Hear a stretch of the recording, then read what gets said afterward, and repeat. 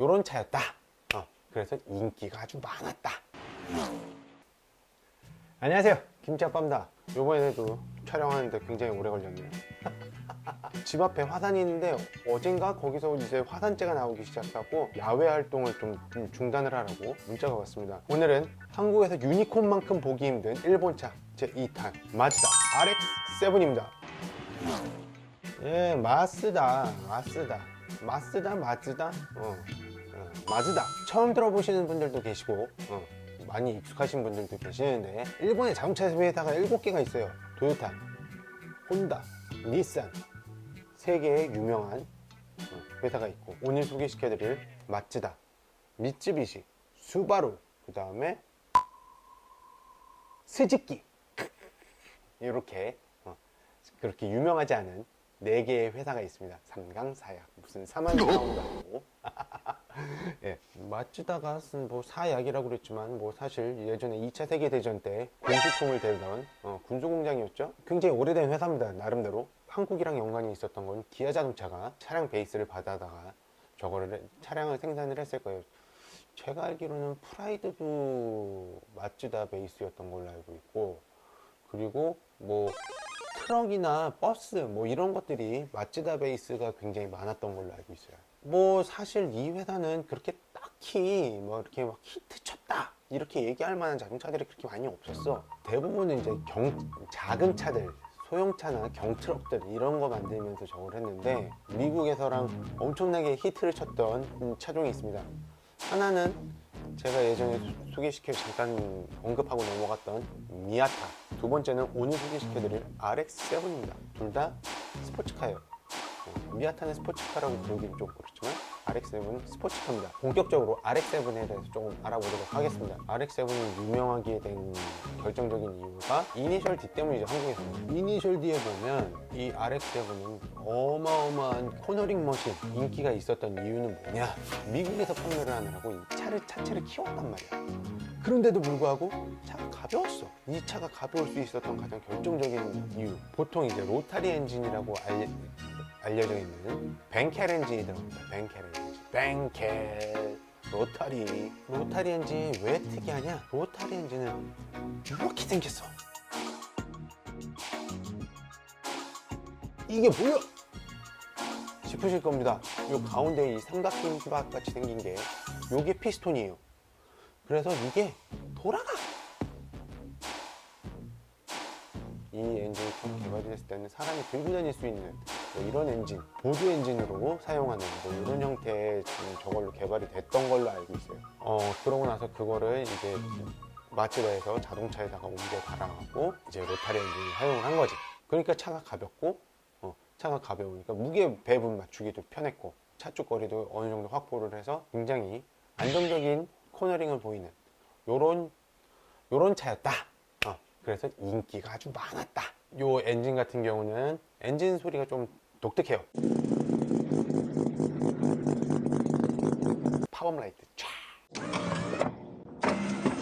이 팝업 라이트 같은 경우는 공기 역학적으로도 방해가 되고, 뭐 사고 시에 수리비도 많이 들고 보행자에도 안 좋고, 뭐 여러 가지 이유로 이 팝업 라이트가 사라졌어. 좀 안타깝긴 하죠. 이 차는 본넷 후드가 굉장히 길어요. 캐빈이 굉장히 짧단 말이야. 엔진이 약간 뒤쪽으로 물러나 있는. 그래서 FMR이라고 그래. 프론트 엔진 리어 휠. 뭐 해서 FR인데 FMR 이거는 프론트 엔진인데 약간 뒤쪽으로 물러나 있는 미드식으로 FMR 구조를 갖고 있다. 제가 알기로는 무게가 대략 한 1.2톤? 순정 상태에서도 최고 속도가 280km 정도 나왔다고 해요. 일본 내에서는 그 속도 제한 때문에 180인가 190인가에서 제한이 됐지만, 그 제한을 풀었을 때는 한 280km까지는 달릴 수 있었다. 전장이 4.2m예요. 요즘은 무슨 거의 5m에 육박하는 차들이 많지만 스포츠카가 4.2m면은 사실 컴팩트라고 부르기는 힘든. 회전 반경도 보면 5.1m인데 5.1m면은 요즘 나오는 웬만한 차들보다 작은 거예요. 로타리 엔진의 요 피스톤, 외국 친구들이, 외국 차쟁이들이 요 형태를 갖고서 아재 개그를 한단 말이야. 아재 개그. 아재 개그. 오각형을 영어로 펜타곤, 육각형을 헥사곤, 무슨 곤 이렇게 부른다, 영어로 이렇게 부른단 말이에요. 근데 로타리 엔진의 요 피스톤 요 모양을 갖고서 머니 곤! 예. 예, 요런 개그를 하더라고. 연비가 그렇게 썩 좋은 편은 아니었어. 근데 스포츠카인데 연비가 안 좋은 건 당연하지. 그리고 또 뭐로 유명해? 엔진 리빌드로 유명을 했단 말이에요. 엔진에 다시 저거를 해줬어야 돼. 엔진 뭐라고 얘기를 해야 돼? 그 엔진 바라시라는 말도 안 되는 이니셜 D가 우리나라에서 인기가 있었던 당시에 이 엔진 리빌드 주기를 보통 2만 4만 킬로라고 얘기를 했어요. 안 그러면 차가 아반떼판이야. 그때 스파니아나 티브론이었나? 티브론보다 차가 느려? 뭐 이런 얘기들이 막 있었단 말이야. 내가 그래서 엔진 리빌드 기간을 한번 찾아봤어. RX-7을 실제로 북미에서 이렇게 타는 그 오너들이 하는 얘기가 8만 마일에서 10만 마일쯤에 엔진 리빌드를 한다라고 얘기를 해요. 8만 마일이면 얼마냐? 그러면 12만 킬로. 보통 일반적인 엔진도 12만 킬로를 타면 물론 리빌드 수준의 저건 아니지만 어느 정도 돈은 들어가야 되는 그런 수준이란 말이에요. 근데 이제 엔진 리빌드면 이제 좀 엔진을 다 분해했다 다시 재조립하고 뭐 이러면서 부품들 소모품 교환을 쫙 다 해주고 뭐 이렇게 하니까 아무래도 비용은 좀 더 들겠죠. 적게 들어가면 엔진 상태가 좋은 상태로 12만 킬로가 됐다 그러면 1,500달러 정도부터 시작을 한대요. 상태가 안 좋다 그러면 한 600달러 한 7, 800만 원도 엔진 리빌드 비용으로 들어가는 거야. 머니곤이긴 하네요. 그래서 이제 현재까지 남아있는 차들이 그렇게 많지 않은 차 중에 하나예요. RX-7은 어디서 또 잠깐 이 차가 어디서 나와? 분노이즈 도쿄 드리프트 그 3인가?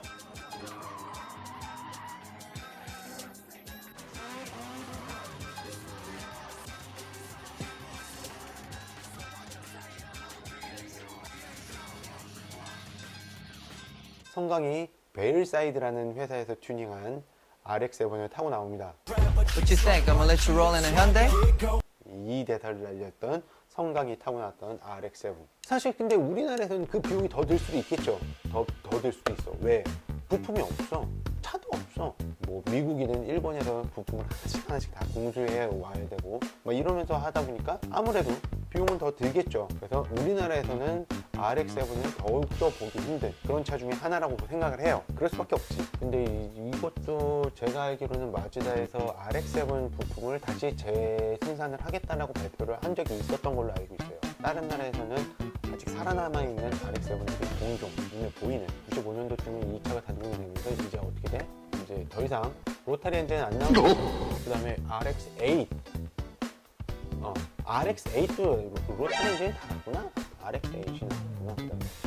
이것도 한 8, 9년 나왔던 걸로 알고 있어요. 근데 이 차를 마지막으로 로타리 엔진은 철수를 하게 됩니다. RX 비전이라는 컨셉카를 내놓으면서 사람들이 RX-7이 다시 돌아오는 거 아니냐 뭐 이런 얘기가 있었어요. 그랬는데 로타리 엔진을 부활을 시켰어요. RX 마츠다에서. 근데 얘는 좀 로타리 엔진이라고 좀 부르기 애매했던 게 뭐냐면 로타리 엔진이 더 작아져서 요걸로 뭐를 해? 전기만 생산을 해서 전기로 가는 전기차를 만든 거야. 이 엔진은 발전기인 거지.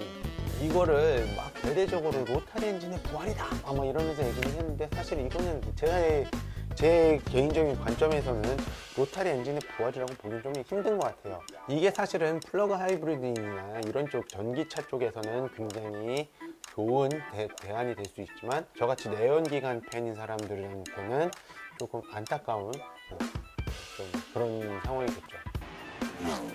하여튼 뭐 오늘은 간단하게 RX-7들 좀 훑어봤는데 RX-7이 후속으로 다시 돌아오길 기대하면서 오늘 영상 마치도록 하겠습니다. 여태까지 김치아빠였습니다. 빠이빠이 안녕.